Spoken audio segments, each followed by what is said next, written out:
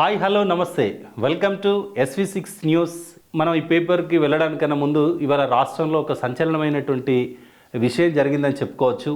గతంలో తెలంగాణ కోసం శ్రీకాంతాచారి అమరవీరుడైతే ఇవాళ బీసీల కోసం జరుగుతున్నటువంటి ఉద్యమంలో మనం ఇవాళనే గాంధీ హాస్పిటల్లో చనిపోయినటువంటి సాయి ఈశ్వరాచారిని చూడొచ్చు.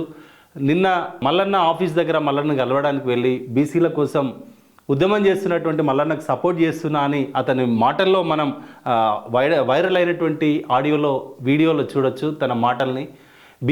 బీసీల కోసం 42% రిజర్వేషన్లు స్థానిక సంస్థల ఎన్నికల్లో కల్పిస్తామని ఒకవైపు ప్రభుత్వం చెప్పడం, ఆ తర్వాత కోర్టులు వాటిని నిరాకరించడం, జరుగుతున్నటువంటి పరిణామాలు మనం చూసాం. అనేక మంది బీసీలు ఎన్నో ఆశలతోటి స్థానిక సంస్థల ఎన్నికలకు వెళ్దామనుకున్నారు. కానీ బీసీల రిజర్వేషన్ తగ్గిపోయింది, 23% పడిపోయింది. చివరికి మొన్న అనేక మంది బీసీ సంఘాలు హైకోర్టును కూడా ఆశ్రయించినాయి. మొత్తం ఓవరాల్గా ఈ ప్రభుత్వం 17% మాత్రమే బీసీలకు ఇవ్వడం జరిగింది.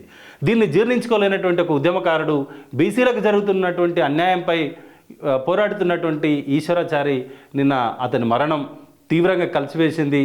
ఇది మరొక తెలంగాణ ఉద్యమం లాంటి పోరాటానికి ఇవాళ బీసీల సమస్యలపై, బీసీలకు జరుగుతున్నటువంటి అన్యాయంపై, బీసీలకు రావాల్సినటువంటి అవకాశాలపై పోరాటం మరింత ఉధృతంగా జరిగేటువంటి అవకాశం ఉంది. దానికి ఊతం ఇచ్చినట్టుగా ఈశ్వరాచారి మరణం మరొక ఉద్యమానికి ఊతమయ్యేటువంటి అవకాశం ఉంది. అమరుడు ఈశ్వరాచారికి మా SV6 న్యూస్ తరపున ఘన నివాళులు అర్పిస్తూ